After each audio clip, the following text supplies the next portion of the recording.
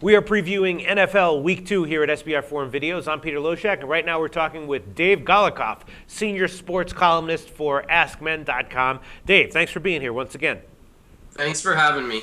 All right, the first game you want to talk about with us is the Chiefs at the Bills. The Bills are a 3 or 3.5 point home favorite, and the total's 44.5. I'm not sure which side you're going to say that you like here. I mean, both these teams had bad beats in Week 1, and both of them sort of should have been a little bit better. I mean, the Bills were supposed to have a big defense this year, a big pass rush. They had none of that against the Jets, gave up 48 points.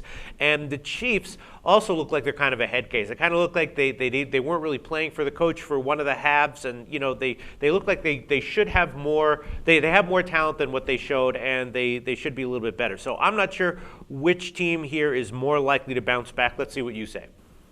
I like the Kansas City Chiefs in this spot. I just see the Buffalo Bills as a complete bet against right now. I don't want anything to do with them. You've got Ryan Fitzpatrick, who has gone into the absolute garbage since signing a $59 million contract extension last year, as has the entire offense. Fitzpatrick throwing a boatload of picks last week. I believe he's up to now something like 23 interceptions in his last 12 games, roughly speaking.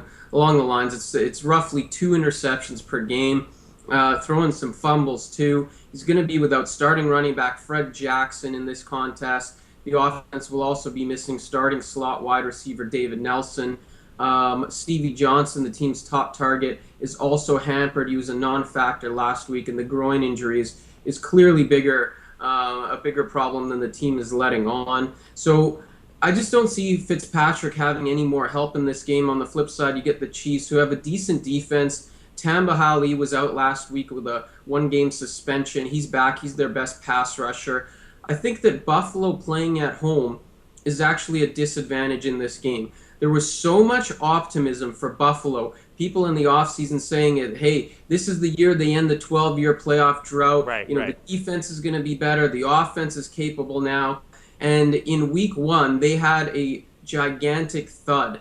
I think if they go down by 7 points in this game, the fans are going to turn on them very quickly. I like the Chiefs to just play a conservative game, make less mistakes, take advantage of the Bills' mistakes, and win this game. I mean, the Bills were like a sexy pick to make the playoffs this year. You know what I mean? Yeah, absolutely. Yeah, I mean like the guys were picking them. So much optimism.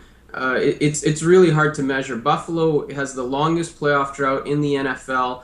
Last year they showed signs of improvement, starting off 5-2. Then they gave Ryan Fitzpatrick a $59 million contract extension. Peter, is Fitzpatrick any better than Ryan Tannehill right now? How uncomfortable would you be if you're Ralph Wilson, knowing that you paid $59 million to Ryan Fitz garbage? Yeah. No, I hear you. You make a great argument. I think I'm leaning towards Chiefs myself. I might take them on the money line. Thanks.